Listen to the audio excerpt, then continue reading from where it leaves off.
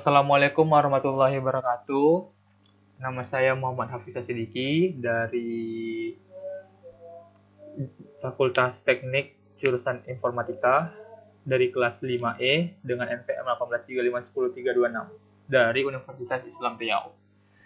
Di sini saya membuat sebuah aplikasi sederhana dengan judul Sistem Input Data Fakultas Teknik Universitas Islam Riau.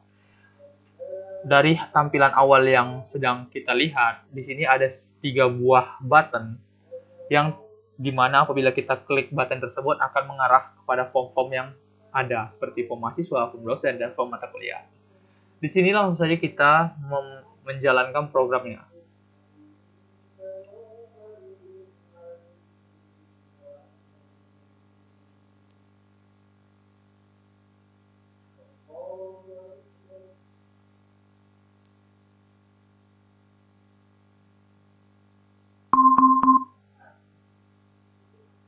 Di sini, apabila kita mengklik input data mahasiswa, maka akan muncul form data mahasiswa, di mana kalau kita akan membuat NPM-nya, NPM kita, lalu nomor KTP-nya kita buat sembarang dulu,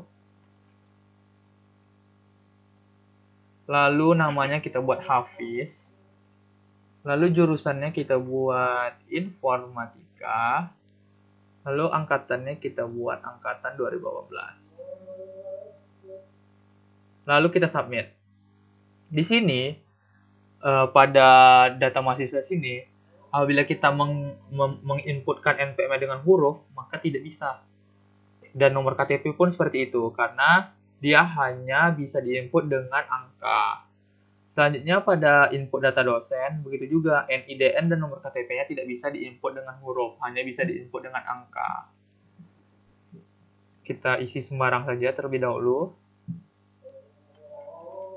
Lalu namanya kita buat Budi. Lalu tempat mengajarnya maksudnya adalah best dosen tersebut mengajar. Misalnya dia mengajar di Informatika. Lalu alamatnya kita buat di Jalan Ahmad Dahlan. Lalu kita submit.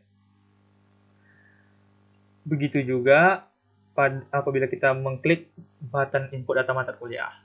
Tetapi yang beda adalah kode mata kuliah dapat kita isi dengan huruf dan angka. Kode mata kuliah ini tidak hanya bisa diisi dengan angka, tapi juga bisa diisi dengan huruf, seperti ini. Karena kebiasaan kita biasanya kode mata kuliah tersebut ada hurufnya. Diawali dengan huruf dan diakhiri dengan angka. Nama mata kuliah misalnya pemrograman visual. Tapi tidak sengaja kita menekan tombol submit. Lalu akan muncul sebuah peringatan bahwa isi semua data. Lalu coba kita isi semua datanya, misalnya mata kuliah jurusannya adalah Informatika. Lalu kita mengklik submit. Akan muncul seperti ini. Begitu, kalau misalnya kita kosong untuk mensubmitnya, maka akan muncul sebuah message box peringatan untuk mengisi data terlebih dahulu. Selanjutnya, setelah saya menjalankan programnya, selanjutnya kita membahas tentang sintaksnya. Tapi terlebih dahulu kita harus menyediakan atau menyiapkan sebuah kelas yang akan berguna untuk kode source code dari form 2 sampai form 4 tadi. Di mana ada 3 kelas yang saya buat, yaitu adalah kelas mahasiswa, kelas dosen, dan kelas mata kuliah.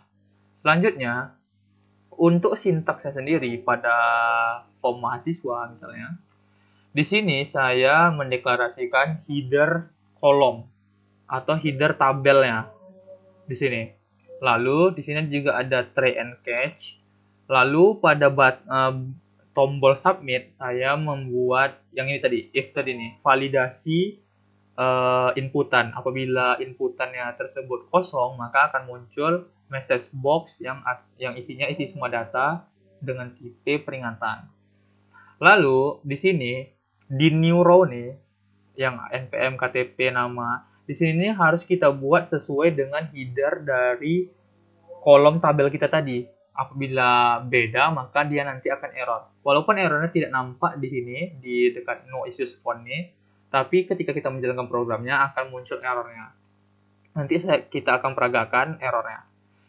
Selanjutnya, setelah kita menampilkan datanya tersebut di data grid view, maka semua input yang kita isi tadi akan hilang di dekat inputannya. Sehingga kita kalau misalnya ingin menginput lagi tidak perlu menghapus secara manual.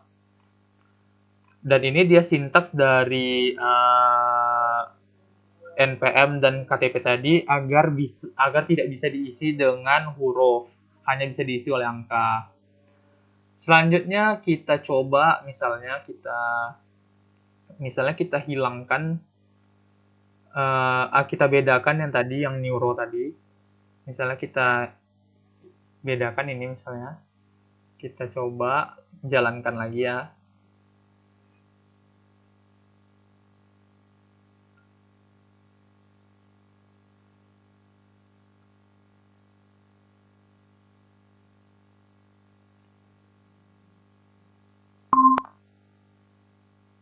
Kita coba jalankan lagi ya. Misalnya kita input data mata kuliah.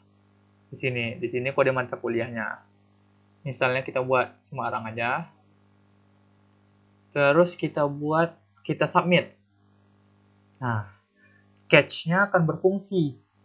Dia akan menampilkan message box dengan tulisan ada yang error. Sehingga kita harus mencari errornya tersebut ada di mana. Nah, jadi kita tinggal mengembalikan aja lagi di tempat yang tadi, di form 4 tadi. Di sini kita tinggal buat